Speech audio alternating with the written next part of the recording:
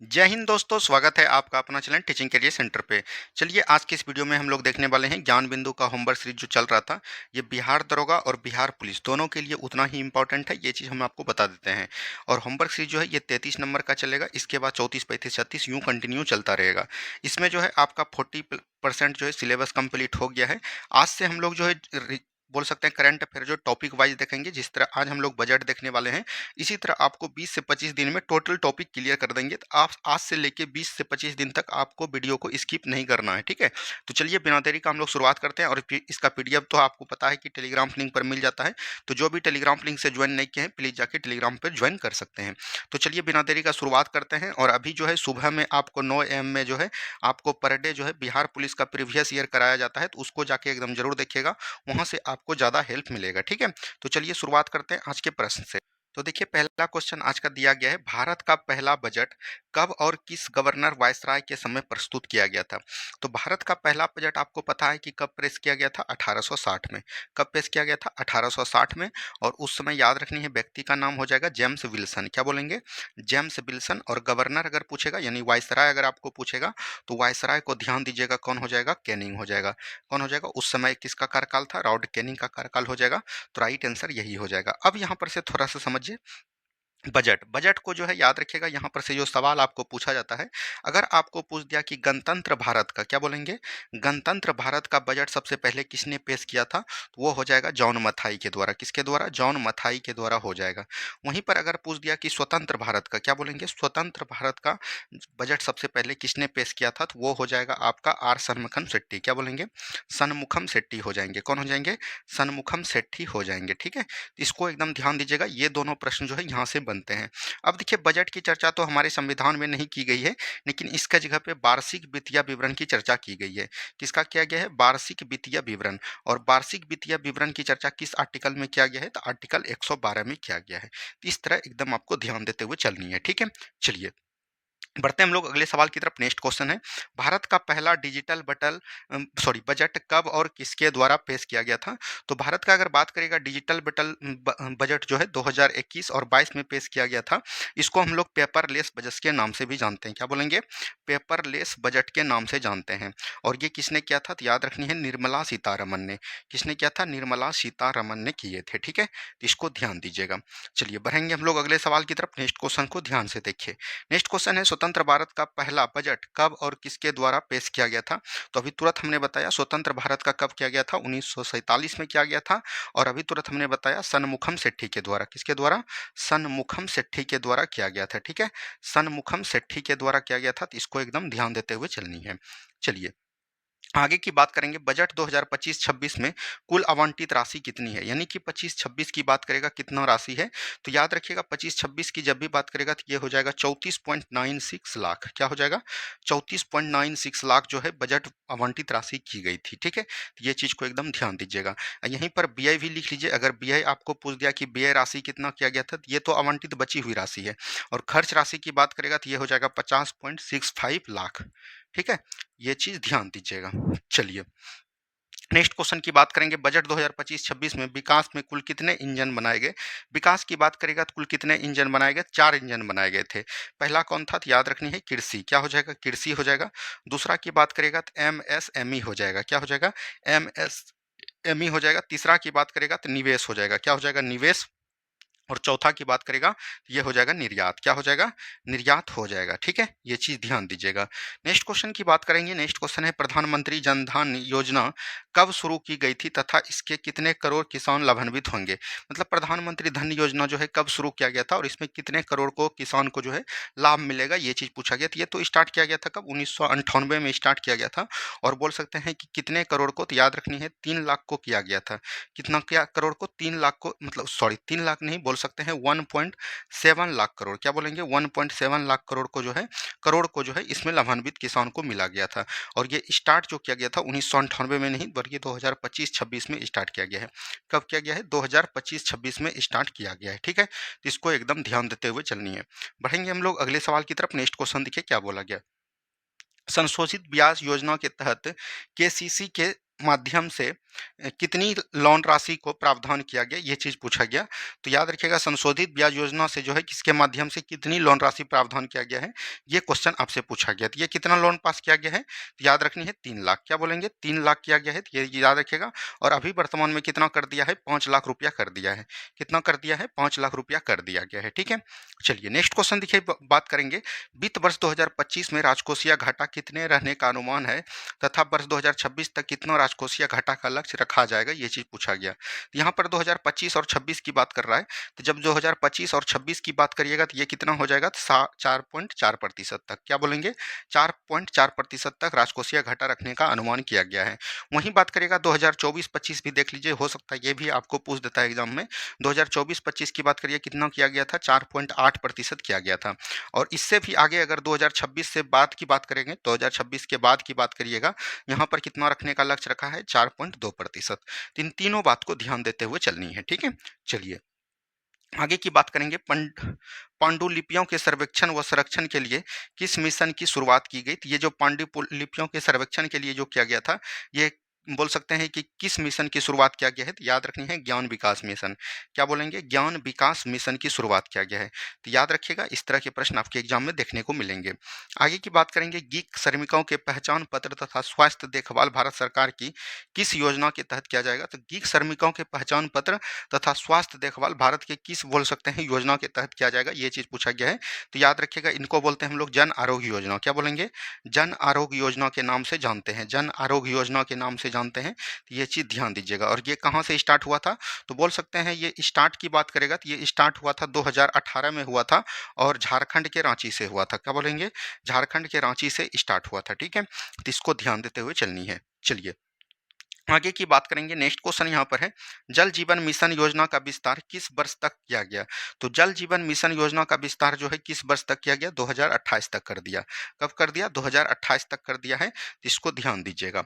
आगे की बात करेंगे। नेक्स्ट क्वेश्चन है, एमएसएमई को गारंटी के साथ दिए जाने वाले ऋण सीमा को 5 करोड़ से बढ़ाकर कितना कर दिया है, 10 करोड़।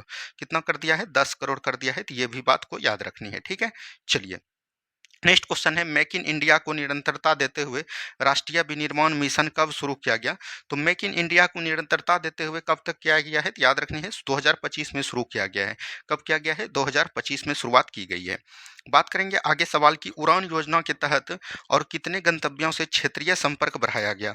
उड़ान योजना के तहत जो बात करेंगे, उड़ान, क्या बोलेंगे, उड़ान। ठीक है, ये चीज ध्यान दीजिएगा। यू से हो जाएगा युवा, डी से हो जाएगा, याद रखनी है, बोल सकते हैं उड़ान, आम नागरिक। ठीक है, उड़े, उड़ान हो गया, यहाँ पर से लिख देते हैं हम, उड़ान हो गया। डी से हो गया देश हो गया, ए से हो गया आम। ठीक है, और बोल सकते हैं एन से हो गया नागरिक। क्या बोलेंगे, नागरिक। मतलब उड़े देश का आम नागरिक, इसका बोल सकते हैं बधाई वाक्य था। और बोल सकते हैं ये कितने क्षेत्रों में, तो 120 क्षेत्रों में कुल टोटल काम किए थे। कितना में, 120 क्षेत्रों में जो है संपर्क ये अपना बढ़ाया था। ठीक है, चलिए बात करेंगे आगे। बीमा क्षेत्र में एफडीआई को सीमा को 74 से बढ़ाकर कितना प्रतिशत कर दिया गया है। तो 74 से बढ़ाकर यहाँ पर बात कर रहा है कि कितना प्रतिशत कर रहा है। बीमा क्षेत्र में एफडीआई की सीमा को 74 से बढ़ाकर कितना प्रतिशत कर दिया है, तो इसको 100% कर दिया है। कितना कर दिया है, 100% कर दिया है। ठीक है, आगे की बात करेंगे। भारतीय संविधान के किस अनुच्छेद के तहत उपराष्ट्रपति के रूप में कार्य अथवा कर्तव्यों का निर्वहन कर सकता है। यानी कि बोल सकते हैं तहत राष्ट्रपति यहाँ पर लगाइए, राष्ट्रपति जो है उपराष्ट्रपति के कर्तव्यों का निर्वहन कर सकता है। तो ये हो जाएगा अनुच्छेद 65 के द्वारा। किसके द्वारा, अनुच्छेद 65 के द्वारा। वहीं बात करेंगे राष्ट्रपति, राष्ट्रपति की बात करेंगे। राष्ट्रपति पद की चर्चा संविधान के किस आर्टिकल में है, 52 में। 53 में क्या है, राष्ट्र की कार्यपालिका शक्ति निहित होगी किसमें, राष्ट्रपति में। 54 में क्या है, निर्वाचन मंडल है। 55 में क्या है, याद रखनी है, बोल सकते हैं निर्वाचन पद्धति। 56 में क्या है, 56 में कार्यकाल है। 57 में राष्ट्रपति पुनः निर्वाचित हो सकते हैं। और 58 में राष्ट्रपति बनने की योग्यता। 59 में है सेवा एवं शर्तें। 60 में है बोल सकते हैं शपथ। और 61 में है महाभियोग। ठीक है, चलिए नेक्स्ट क्वेश्चन है, कौन सी खाड़ी फ्रांस और स्पेन दोनों के बीच अपनी सीमा रेखा बनाती है। तो कौन सी खाड़ी यहाँ पर पूछा गया है, तो ये हो जाएगा विस्के की खाड़ी। क्या हो जाएंगे, विस्के की खाड़ी हो जाएगा। तो ये चीज़ ध्यान दीजिएगा, यही खाड़ी ऐसा है जो कि फ्रांस और स्पेन दोनों के बीच अपनी सीमा को साझा करती है। ठीक है, आगे की बात करेंगे। नेक्स्ट क्वेश्चन है, कबीर के ग्रंथ साखी संबद्ध रैमनी का संकलन किसके द्वारा किया गया है। तो याद रखनी है बीजक। क्या हो जाएगा, इन तीनों का संकलन कहाँ मिलता है, बीजक में, कबीर का। और याद रखिएगा जैसे हो जाएगा रत्नावली। क्या बोलेंगे, रत्नावली किसकी रचना है, तो ये हो जाएगा कबीर की ही रचना है। ठीक है, चलिए नेक्स्ट क्वेश्चन दिखेगा, कैबिनेट मिशन 1940 को ब्रिटेन के किस प्रधानमंत्री द्वारा भेजा गया था? तो ये हो जाएगा क्लीमेंट एटली के द्वारा। क्या बोलेंगे? क्लीमेंट एटली के द्वारा। और कैबिनेट मिशन जो भारत आया था, इसका क्या उद्देश्य था? भारत आने का उद्देश्य था इसको संविधान सभा का निर्माण करना। क्या बोलेंगे? संविधान सभा का निर्माण करना। और इसमें 3 सदस्य आए थे, बोल सकते हैं क्रिप्स, और बोल सकते हैं अलेक्जेंडर। क्या बोलेंगे? अलेक्जेंडर हो जाएगा। और बोल सकते हैं एक आपका हो जाएगा लॉरेंस। लॉरेंस जो है याद रखिएगा भारतीय सचिव के पद पर था, इसीलिए इनको क्या बनाया गया था? अध्यक्ष बनाया गया था। क्या बनाया गया था? अध्यक्ष बनाया गया था। ठीक है, चलिए नेक्स्ट देखिए, यूक्रेन से भारतीयों को वापस लाने के लिए भारत सरकार द्वारा कौन सा ऑपरेशन चलाया गया? तो याद रखनी है, ऑपरेशन गंगा चलाया गया। क्या बोलेंगे? ऑपरेशन गंगा चलाया गया था। तो ये भी चीज़ ध्यान दीजिएगा। वहीं बात करिएगा, ऑपरेशन जो है देवी शक्ति चलाया गया था कहाँ में? फंसे भारतीयों को लाने के लिए। ये भी कई बार एग्जाम पूछा गया है, तो याद रखनी है, ये हो जाएगा अफगानिस्तान में। कहाँ पर? अफगानिस्तान में। ठीक है, तो इसको भी ध्यान दीजिएगा। चलिए बढ़ेंगे अगले सवाल की तरफ। नेक्स्ट क्वेश्चन को ध्यान से देखिए, सिंधु सभ्यता के किस स्थल को लघु हड़प्पा के नाम से जाना जाता है? ये लोथल को जाना जाता है। किसको जाना जाता है? लोथल को। अच्छा, लोथल कहाँ पर है? गुजरात में है। कहाँ पर है? गुजरात में। किस नदी के तट पर है? तो भोगवा नदी के तट पर है। क्या बोलेंगे? भोगवा नदी के तट पर है। ठीक है, यहाँ से किसके साक्ष्य मिले हैं? तो याद रखिएगा, यहाँ पर से बोल सकते हैं फारस की खाड़ी के साक्ष्य मिले हैं। क्या बोलेंगे? फारस की खाड़ी के साक्ष्य मिले हैं। वहीं सिंधु घाटी सभ्यता का सबसे बड़ा शहर की बात करेगा तो ये हो जाएगा मोहनजोदड़ो। क्या हो जाएगा? मोहनजोदड़ो। मोहनजोदड़ो का खोज कब किया गया था? 1922 ईस्वी में किया गया था। और किस नदी के तट पर किया गया था? सिंधु नदी के तट पर। और किसके द्वारा किया गया था?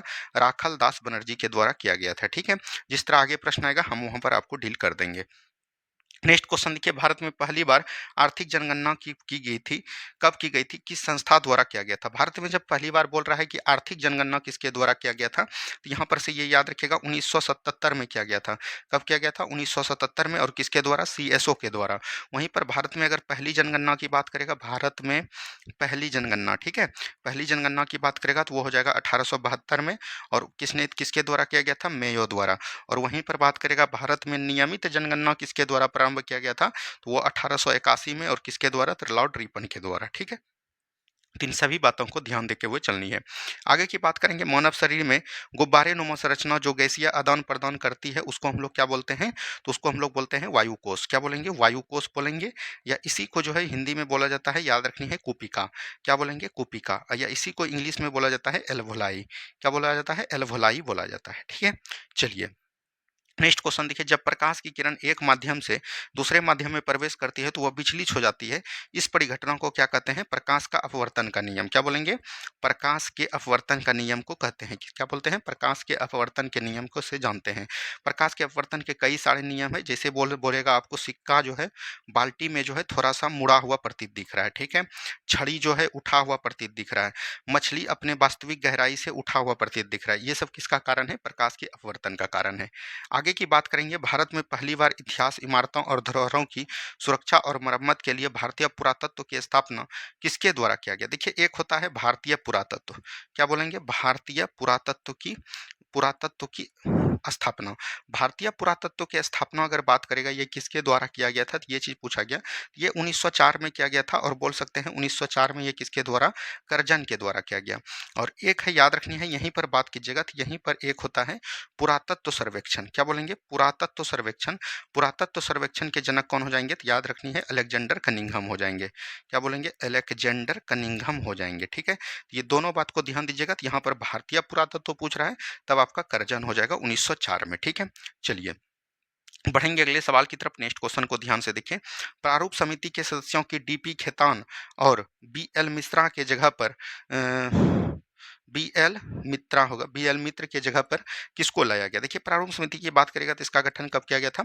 29 अगस्त 1947 को किया गया था। इसमें कुल बोल सकते हैं 6 सदस्य थे और एक इनका अध्यक्ष था। और इसका अध्यक्ष की बात करेगा तो इनका अध्यक्ष कौन हो जाएगा? डॉक्टर भीमराव अंबेडकर हो जाएंगे। क्या हो जाएंगे? डॉक्टर भीमराव अंबेडकर। वहीं बात करिएगा डीपी खेतान। क्या बोलेंगे? डीपी खेतान के जगह पर किसको लाया गया था? तो बोल सकते हैं टीटी कृष्णा मचारी को। क्या बोलेंगे? टीटी कृष्णा मचारी को लाया गया था। ठीक है, और वहीं पर बात करेंगे बी एल मित्तर के जगह पर किसको लाया गया था? बी एल मित्तर के जगह पर किसको लाया गया था? तो एन माधव राव को। क्या बोलेंगे? माधव राव को लाया गया था। ये दोनों तो हो गया, एक ये 3 हो गया। और कौन कौन थे? कृष्ण स्वामी अयंगर थे, गोपाल स्वामी अयंगर थे, और बोल सकते हैं मोहम्मद सदातुल्ला थे, और के एम मुंशी थे। इन तरह से सभी को एकदम नाम याद रखनी है। चलिए नेक्स्ट क्वेश्चन की बात करेंगे, बंगाल विभाजन की घोषणा कब और कहाँ की गई थी? तो बंगाल विभाजन की घोषणा स्टार्ट कब किया गया था? तो याद रखनी है 19 जुलाई। क्या बोलेंगे?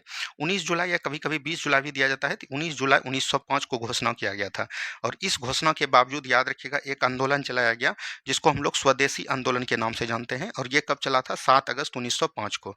7 अगस्त 1905 को चला। आंदोलन को उग्र देखते हुए भी तब फिर भी याद रखिएगा बंगाल विभाजन कर देता है। और बंगाल विभाजन कब होता है? 16 अक्टूबर 1905 को।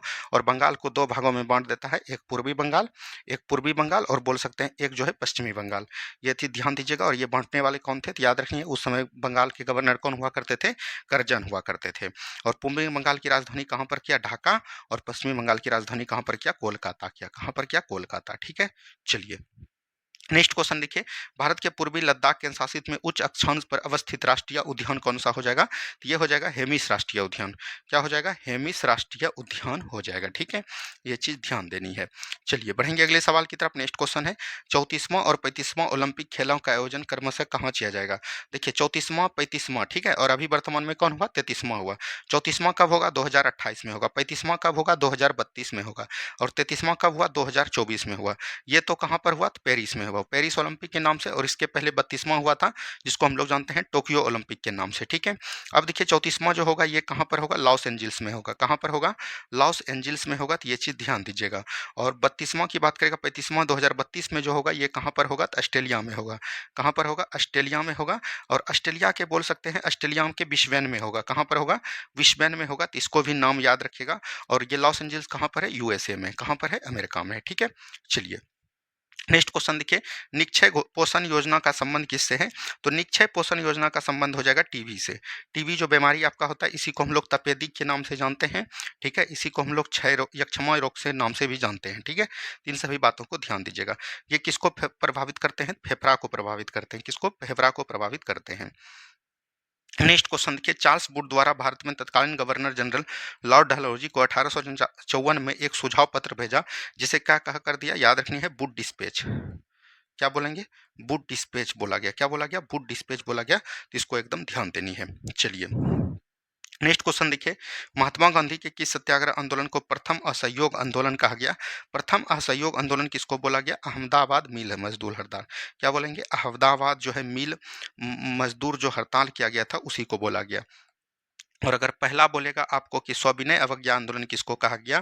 पहला सविनय अवज्ञा आंदोलन किसको कहा गया? तो वो याद रखनी है, चंपारण सत्याग्रह को किया गया। किसको कहा गया? चंपारण सत्याग्रह को कहा गया। अहमदाबाद मिल मजदूर हड़ताल कब हुए थे? 1918।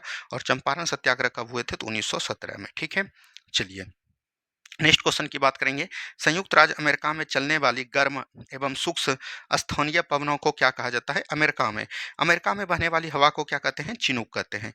क्या बोलते हैं? चिनूक कहते हैं। ठीक है, चलिए नेक्स्ट क्वेश्चन देखिए, हिंद स्वराज को ब्रिटिश सरकार द्वारा एक राजद्रोही पाठ के रूप में कब प्रतिबंधित किया गया? तो 1910 में। कब किया गया? 1910 में। और हिंद स्वराज को लिखने वाले कौन थे? तो याद रखनी है, मोहनदास करमचंद गांधी यानी महात्मा गांधी हो जाएंगे। ठीक है, चलिए आगे की सवाल देखेंगे, किसे क्रमशः भारत छोड़ो आंदोलन के नायक और नायिका के रूप में जानते हैं? जब यहाँ पर नायक की बात करेगा तो नायक हमने कल भी आपको बताया है बिहार पुलिस वाला सेट में, तो जयप्रकाश नारायण हो जाएंगे। और नायिका की बात करेगा तो ये कौन हो जाएंगे? अरुणा आसफ अली हो जाएंगे। क्या बोलेंगे? अरुणा आसफ अली हो जाएंगे। ठीक है, तो ये चीज ध्यान दीजिएगा, क्या हो जाएंगे? अरुणा आसफ अली। ठीक है, चलिए बढ़ेंगे अगले सवाल की तरफ। विश्व इतिहास की झलकियां नामक पुस्तक किसके द्वारा लिखी गई? विश्व इतिहास की झलकियां ये किसने लिखा है? तो पंडित जवाहरलाल नेहरू के द्वारा। किसके द्वारा? पंडित जवाहरलाल नेहरू के द्वारा ये पुस्तक लिखी गई है। तो ये चीज ध्यान दीजिएगा। और इसी के द्वारा लिखा गया है डिस्कवरी ऑफ इंडिया। क्या बोलेंगे? डिस्कवरी ऑफ इंडिया जो है किसके द्वारा लिखा गया है? ये भी जो है बोल सकते हैं पंडित जवाहरलाल नेहरू जी के द्वारा लिखा गया है। नेक्स्ट क्वेश्चन की बात करेंगे, दक्षिण एशिया में व्यापार निवेश तथा संपर्क द्वारा क्षेत्र के लोगों को सामाजिक आर्थिक देशों में उत्थान के लिए किस संगठन की स्थापना किया गया? दक्षिण एशिया का व्यापार तो हो जाएगा ये दक्षेस। क्या बोलते हैं इसको? दक्षेस। इसी को हम लोग सार्क के नाम से जानते हैं। क्या बोलेंगे? सार्क के नाम से। और इसका गठन कब किया गया था? 1985 में। और कहाँ पर किया गया था? तो याद रखनी है, ढाका में किया गया था। कहाँ पर? ढाका में। और इसका हेडक्वार्टर बात करेगा तो ये कहाँ पर हो जाएगा? नेपाल का काठमांडू हो जाएगा। क्या हो जाएगा? नेपाल का काठमांडू हो जाएगा। तो ये चीज ध्यान दीजिएगा। इसमें कौन कौन से देश शामिल हैं? 8, टोटल 8 देश। भारत हो गया, पाकिस्तान हो गया, ठीक है, अफगानिस्तान हो गया, ठीक है, और उसके बाद बात करेंगे तो नेपाल हो गया, क्या हो गया, नेपाल हो गया। उसके बाद श्रीलंका हो गया, क्या हो गया, श्रीलंका हो गया। उसके बाद बात करेंगे मालदीव हो गया, क्या हो गया, मालदीव हो गया। और फिर उसके बाद बात करेंगे तो यहाँ पर हो जाएगा आपका भूटान, क्या हो जाएगा, भूटान हो जाएगा। और ये कितना हो गया, 4, 3, 7 हो गया, और एक छूट रहा है उसको भी आप लेके चलिए। जैसे भूटान हो गया, एक और आता है उसको एकदम ध्यान से देख लीजिएगा, ध्यान नहीं आ रहा है, ठीक है। चलिए नेक्स्ट क्वेश्चन की बात करेंगे। बंगाल विभाजन के बाद पूर्वी बंगाल का मुख्यालय किसे बनाएगा? अभी तुरंत हमने बताया ढाका को बनाएगा। किसको बनाएगा? ढाका को। और यहीं पर बात लिख लीजिए, पश्चिमी बंगाल का मुख्यालय किसको बनाया गया? तो याद रखनी है कलकत्ता को। किसको बनाएगा? कलकत्ता को बनाया गया, ठीक है। चलिए नेक्स्ट क्वेश्चन की बात करेंगे। किस अधिनियम द्वारा पहली बार भारत में ब्रिटिश क्षेत्र में की संवैधानिक स्थिति को स्पष्ट रूप से परिभाषित किया गया?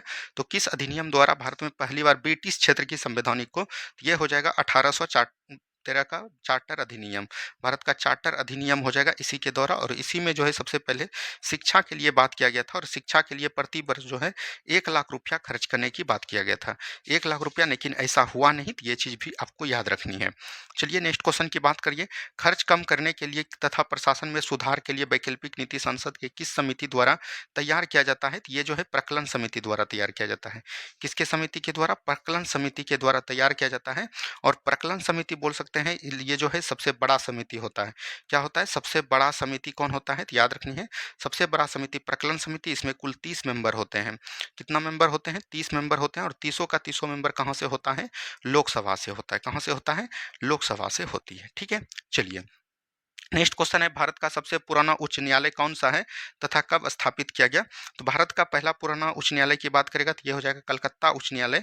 और इसकी स्थापना कब किया गया था? 1862 में। हालांकि 1862 में बात करिएगा तो 3 उच्च न्यायालय का गठन किया गया था, एक कलकत्ता और एक बोल सकते हैं मद्रास और एक जो है बम्बई, ठीक है। ये तीनों उच्च न्यायालय का गठन कब किया गया था? 1862 में। बात करेंगे आगे कि किस उच्च न्यायालय का अधिकार क्षेत्र केंद्र शासित प्रदेश लक्षद्वीप तक विस्तारित है? तो जब भी लक्षद्वीप यहाँ पर बात कर दिया तो लक्षद्वीप में कौन हो जाएगा? केरल। केरल हाईकोर्ट की बात करेगा ये जो है लक्षद्वीप। वही अंडमान निकोबार की बात करेगा तो वो हो जाएगा कोलकाता में आएगा। नेक्स्ट क्वेश्चन की बात करेगा, अनुच्छेद 226 के तहत उच्च न्यायालय के पास किससे संबंधित प्रवर्तन हेतु अधिकार है? तो ये जो है मूल अधिकार। अगर आपका मूल अधिकार का हनन होता है तो आप जो है डायरेक्ट जो है होम का बोल सकते हैं, ये बोल सकते हैं उच्च न्यायालय जा सकते हैं, या तो हाईकोर्ट जा सकते हैं। हाईकोर्ट या तो बोल सकते हैं सुप्रीम कोर्ट, दोनों जा सकते हैं। हाईकोर्ट जाइएगा तो 226 आर्टिकल के तहत, और सुप्रीम कोर्ट जाइएगा तो ये हो जाएगा आपका आर्टिकल 32 के तहत। वहां से याद रखनी है 5 प्रकार के रीट जारी करते हैं सुप्रीम कोर्ट और हाई कोर्ट, ठीक है। चलिए नेक्स्ट क्वेश्चन की बात करेंगे, उच्च न्यायालय के न्यायाधीशों की योग्यता का उल्लेख संविधान के किस अनुच्छेद में है? उच्च न्यायालय के न्यायाधीशों के योग्यता का उल्लेख जो है किस आर्टिकल में है? तो याद रखनी है 217 आर्टिकल में है। कहां पर हो जाएगा? 217 का ए हो जाएगा, ठीक है। तो ये चीज को ध्यान देनी है। बढ़ेंगे अगले सवाल की तरफ। राज्य के एक उच्च न्यायालय के न्यायाधीश की नियुक्ति राष्ट्रपति द्वारा किसके परामर्श से की जाती है? राज्य के एक उच्च न्यायालय के न्यायाधीश की नियुक्ति राष्ट्रपति द्वारा किसके परामर्श से की जाती है? ये चीज पूछा गया। तो याद रखनी है ये हो जाएगा सुप्रीम कोर्ट के मुख्य न्यायाधीश की अनुमति चाहिए, मुख्य न्यायाधीश का। और वहां जिस बोल सकते हैं जिस राज्य में देगा उस राज्य संबंधित राज्यपाल का, क्या बोलेंगे, राज्य संबंधित राज्यपाल की अनुमति चाहिए, ठीक है। चलिए निम्नलिखित कथनों पर विचार कीजिए। महाधिवक्ता को राज्य की विधानसभा की कार्यवाही में भाग लेने का अधिकार है, बिल्कुल ठीक है। इसे राज्य के विधानसभा में वोट देने का अधिकार है, नहीं, वोट देने का अधिकार नहीं है। क्या बोलेंगे? वोट देने का अधिकार नहीं है। ये चीज ध्यान दीजिएगा, बैठने का है लेकिन अधिकार नहीं है वोट देने का। तो ये कथन एक सही हो जाएगा, ठीक है। चलिए नेक्स्ट क्वेश्चन की बात करेंगे, भारतीय संविधान के किस संशोधन के तहत उच्च न्यायालय में न्यायाधीशों की सेवानिवृत्ति की आयु 60 से 62 साल कर दी? मतलब किस संशोधन के तहत ये चीज पूछा गया। याद रखनी है ये हो जाएगा 15वां संविधान संशोधन। क्या बोलेंगे? 15वां संविधान संशोधन के द्वारा कब किया गया था? तो 1965 में। कब बोला गया? 1965 में किया गया था, ठीक है। चलिए बात करेंगे आगे, उच्च न्यायालय के न्यायाधीशों को उनके कार्यकाल खत्म होने से पहले असमता अथवा सिद्ध कदाचार के आधार पर उनके कार्यकाल से किसे के द्वारा हटाया जाता है? मतलब कि उच्च न्यायालय का न्यायाधीश जो है उनका कार्यकाल खत्म होने से पहले अगर वो कुछ कदाचार कर देते हैं, गलती कर देते हैं, तो उसको उसके पहले कौन हटाएगा? तो राष्ट्रपति हटाएगा। कौन हटाएगा? राष्ट्रपति हटाएगा, ठीक है। चलिए बढ़ेंगे अगले सवाल की तरफ। भारतीय संविधान का कौन सा स्तंभ उसका अंतिम व्याख्या है? मतलब कि भारतीय संविधान का कौन सा स्तंभ उसका अंतिम व्याख्याता है, ये चीज पूछा गया। तो कौन सा? तो ये सुप्रीम कोर्ट हो जाएगा। कौन हो जाएगा? सुप्रीम कोर्ट हो जाएगा। ठीक है, आगे की बात करेंगे। संघ राज्य क्षेत्र एवं उच्च न्यायालय पांडुचेरी याद रखिएगा कहाँ पर हो जाएगा? मद्रास में हो जाएगा। अंडमान निकोबार कलकत्ता हो जाएगा। लक्षद्वीप कहाँ पर हो जाएगा? केरल हो जाएगा। दमन और द्वीप बम्बई हो जाएगा। तो यहाँ से इस तरह से आप मिला लीजिएगा। नेक्स्ट क्वेश्चन, किस अभिलेख से ऋग्वेद की तिथि ज्ञात करने में मदद मिलती है? किस अभिलेख से पूछा गया? तो याद रखनी है बोगाज गोई अभिलेख।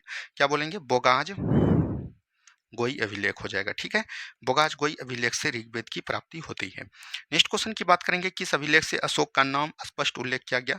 तो अशोक का नाम अशोक जो किया गया, तो ये याद रखनी है गुर्जराह अभिलेख हो जाएगा। ठीक है, यहीं लिख लीजिए मास्की अभिलेख हो जाएगा। यहीं से याद रखिएगा नेट्टूर अभिलेख हो जाएगा। कौन हो जाएगा? नेट्टूर अभिलेख हो जाएगा। ठीक है, चलिए। सर्वप्रथम कब और किसके ने अशोक के अभिलेखों को पढ़ा था? तो ये हो जाएगा जेम्स प्रिंसेप ने। किसने पढ़ा था? जेम्स प्रिंसेप के द्वारा पढ़ा गया था। तो ये चीज ध्यान दीजिएगा। और जेम्स प्रिंसेप ने कब पढ़ा था? तो 1837 में पढ़ा था। कब पढ़ा था? 1837 में पढ़ा था। ठीक है, नेक्स्ट क्वेश्चन की बात करेंगे। जूनागढ़ अभिलेख की स्थापना किसने किया था तथा यह कहाँ अवस्थित है? जूनागढ़ अभिलेख की बात करिएगा तो ये किसके द्वारा किया गया था स्थापना? ये चीज पूछा गया। ये रुद्रदामन द्वारा, शक शासक रुद्रदामन के द्वारा किया गया था। ठीक है, ये चीज ध्यान देनी है, रुद्रदामन के द्वारा। और ये कहाँ पर है? मध्य प्रदेश में है। नेक्स्ट क्वेश्चन की बात करें, समुद्रगुप्त के किस वाद्य यंत्र वाले सिक्के से उनके संगीत प्रेमी होने का प्रमाण मिलता है? तो वीणा वादक। क्या बोलेंगे? वीणा वादक। वीणा वादक बजाते थे कौन? समुद्रगुप्त। और इसी से इसको जो है बोल सकते हैं संगीत प्रेमी के नाम से जाना जाता है। नेक्स्ट क्वेश्चन है, यूनेस्को द्वारा किस वेद को विश्व मानव धरोहर के साहित्य में शामिल किया गया है? तो ये हो जाएगा, याद रखनी है, ऋग्वेद। कौन हो जाएंगे? ऋग्वेद हो जाएंगे। कौन हो जाएंगे? ऋग्वेद हो जाएंगे। ठीक है, चलिए आगे की बात करेंगे। किस भारतीय ग्रंथ में हमें हिंदुओं तथा पवनों और शकों का संघर्ष मिलता है? तो ये हो जाएगा रामायण। कौन हो जाएगा? रामायण ग्रंथ हो जाएंगे। ठीक है, चलिए। त्रिपिटक बुद्ध की शिक्षाओं का संकलन है। इसके 3 भाग कौन कौन से हैं? तो एक हो जाएगा, याद रखनी है, विनय पिटक। क्या हो जाएगा? विनय पिटक। एक हो जाएगा आपको याद रखनी है सूत पिटक। और एक हो जाएगा आपको अभिधम पिटक। क्या बोलेंगे? अभिधम पिटक। ठीक है, चलिए नेक्स्ट क्वेश्चन की बात करेंगे। आदिकाल से लेकर 1151 ईस्वी में आरंभ तक के कश्मीर के इतिहास के बारे में जानकारी किस पुस्तक में मिलती है? तो राजतरंगिणी। क्या हो जाएगा? राजतरंगिणी पुस्तक हो जाएंगे। ठीक है, राजतरंगिणी पुस्तक किसके द्वारा लिखा गया था? तो कलहन के द्वारा लिखा गया था।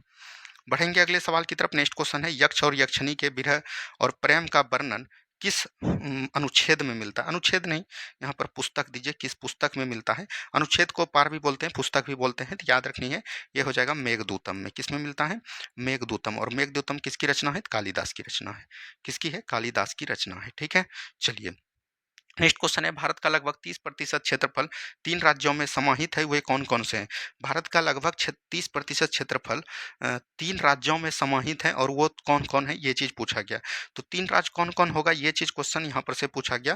तो एक आपका हो जाएगा राजस्थान, एक हो जाएगा मध्य प्रदेश, और एक आपका हो जाएगा महाराष्ट्र। ठीक है, तो यहाँ से इन तीनों को याद रखनी है। नेक्स्ट क्वेश्चन है, जाफाना प्रायद्वीप श्रीलंका को कौन सा भाग है? यानी कि जाफाना प्रायद्वीप जो है श्रीलंका का कौन सा भाग है? ये चीज पूछा गया। तो जाफाना प्रायद्वीप की बात करिएगा तो ये हो जाएगा दक्षिण पूर्वी भाग हो जाएगा। क्या बोलेंगे? दक्षिणी पूर्वी भाग हो जाएगा। क्या हो जाएगा? दक्षिणी पूर्वी भाग, सॉरी उत्तरी भाग होगा। क्या होगा? जाफाना प्रायद्वीप, तो ये तो जो भारत नीचे वाला हो जाएगा, तो ये हो जाएगा उत्तरी पूर्वी भाग। क्या हो जाएगा? उत्तरी पूर्वी भाग हो जाएगा। और ये यहाँ पर है। ठीक है, चलिए नेक्स्ट क्वेश्चन, पाकिस्तान के किस भाग को मरुस्थल? तो ये हो जाएगा चौलिस्तान। क्या हो जाएगा? पाकिस्तान में जो वहाँ पर मरुस्थल है उसको हम लोग किस नाम से जानते हैं? चौलिस्तान के नाम से। और ये कहाँ पर है? तो दक्षिण पूर्वी भाग में, पाकिस्तान के दक्षिणी पूर्वी भाग में स्थित है। नेक्स्ट क्वेश्चन है, यहाँ पर देखिए, कौन सा रेखा भारत के मुख्य भूमि को अक्साई चीन से अलग करता है? तो अक्साई चीन से अलग करता है, ये पूछा गया। तो ये हो जाएगा एलओसी। क्या हो जाएगा? एलओसी जो है लद्दाख से, और एलएसी, एलसी हो जाएगा इसका आंसर। क्या हो जाएगा? एलएसी। ठीक है, लाइन ऑफ कंट्रोल और लाइन में एक्चुअल कंट्रोल। नेक्स्ट क्वेश्चन है, बाखना गलियारा भारत को उसके किस पड़ोसी देश से जोड़ता है? बाखन गलियारा जो है ये कहाँ पर है? तो ये लद्दाख में है। कहाँ पर है? लद्दाख में हो जाएगा। और लद्दाख में जब हो जाएगा तो ये भारत और अफगानिस्तान के बीच हो जाएगा। किसके बीच हो जाएगा? भारत और अफगानिस्तान के बीच हो जाएगा। ठीक है, चलिए नेक्स्ट क्वेश्चन है, चाबहार परियोजना किन दो देशों के बीच की परियोजना है? तो चाबहार परियोजना ये भारत और ईरान के बीच है। किसके बीच है? भारत और ईरान के बीच की परियोजना है। ठीक है, चलिए बढ़ेंगे अगले सवाल की तरफ। नेक्स्ट क्वेश्चन है, सक्सम घाटी कहाँ अवस्थित है और वर्तमान में किस देश में अधिकार क्षेत्र में है? सक्सम घाटी की बात कर रहा है तो ये कहाँ पर हो जाएगा? चीन वाला क्षेत्र में। कहाँ पर? चीन में। ठीक है, नेक्स्ट क्वेश्चन की बात करेंगे, पोंगोत्सो झील किन दो देशों के बीच सीमा पर अवस्थित है? तो ये जो है भारत और चीन हो जाएगा। क्या हो जाएगा? भारत और चीन के बीच सीमा स्थल पर है ये। ठीक है, चलिए नेक्स्ट क्वेश्चन देखिए, सुगौली की संधि कब और किसके साथ की गई थी? सुगौली की संधि 1816 में किया गया था, और याद रखिएगा ये जो है नेपाल और बोल सकते हैं अंग्रेज के बीच किया गया था। किसके बीच? अंग्रेज, ब्रिटिश ईस्ट इंडिया कंपनी बोल सकते हैं या नेपाल के अंग्रेज बोल सकते हैं। नेक्स्ट क्वेश्चन देखिए, भारत की प्रमुख भूमि को पूर्वोत्तर भारत में कौन सा गलियारा जोड़ता है? पूर्वोत्तर भारत की बात कर रहा है, कौन सा गलियारा जोड़ेगा? तो ये याद रखनी है, सिल्लीगुड़ी कॉरिडोर जोड़ेगा या गलियारा जोड़ेगा। ठीक है, ये चीज ध्यान दीजिएगा। नेक्स्ट क्वेश्चन है, 97वें अकादमी पुरस्कार समारोह का आयोजन कहाँ और किसके द्वारा किया गया? ये कहाँ पर किया गया? तो लॉस एंजल्स में किया गया। कहाँ पर किया गया ये तो पता है, ऑस्कर अवार्ड कहाँ पर दिया जाता है? लॉस एंजल्स में दिया जाता है, लॉस एंजल्स। और ये किसके द्वारा किया गया? तो याद रखनी है, डॉल्बी थिएटर के द्वारा दिया गया। किसके द्वारा? डॉल्बी थिएटर के द्वारा दिया गया था, तो ये भी चीज ध्यान दीजिएगा। नेक्स्ट क्वेश्चन है, 97वें ऑस्कर विजेता किस फिल्म ने बेस्ट फिल्म का अवार्ड जीता? तो ये किसने जीता है? तो याद रखनी है, अनोरा ने। किसने जीता है? अनोरा ने जीता है, तो ये चीज भी याद रखनी है। आगे की बात करेंगे, 97वें आवास पुरस्कार में बेस्ट एक्टर और एक्ट्रेस। एक्ट्रेस की बात करेगा तो एक्ट्रेस हो जाएगा आपका मेडिसन। कौन हो जाएगा? मेडिसन हो जाएगा एक्ट्रेस। और एक्टर की बात करेगा तो एक्टर में हो जाएगा, याद रखनी है, इसका नाम है पूरा अरुणा वारडी कुछ करके है, तो वारडी यहाँ पर दे देते हैं, तो आप लोग देख लीजिएगा। नेक्स्ट क्वेश्चन है, 97वां ऑस्कर पुरस्कार में बेस्ट डायरेक्टर का अवार्ड किसने जीता? तो सीन वेकर ने। किसने जीता? सीन वेकर हो जाएगा इनका राइट आंसर। ठीक है, आगे की सवाल देखेंगे। नेक्स्ट क्वेश्चन, 97वें ऑस्कर पुरस्कार में सर्वाधिक अवार्ड किस फिल्म ने जीता? तो ये अनोरा फिल्म है। किसने जीता? अनोरा फिल्म ने जीता। ठीक है, तो आज हमने 75 क्वेश्चन होमवर्क सीरीज करवा दिया। ये जो है आपका कल का होमवर्क है, और देख लीजिए भारत का बजट फिर से है, और 2421 से 430 पेज जो है आपको क्वेश्चन बैंक है, और प्रागैतिहासिक काल पर के आना है, कंप्लीट रिवीजन करके आना ज्योग्राफी का, और भाग 8 केंद्र शासित प्रदेश देख के आना। ठीक है, मिलते हैं हम लोग नेक्स्ट वीडियो में। जय हिंद, जय भारत।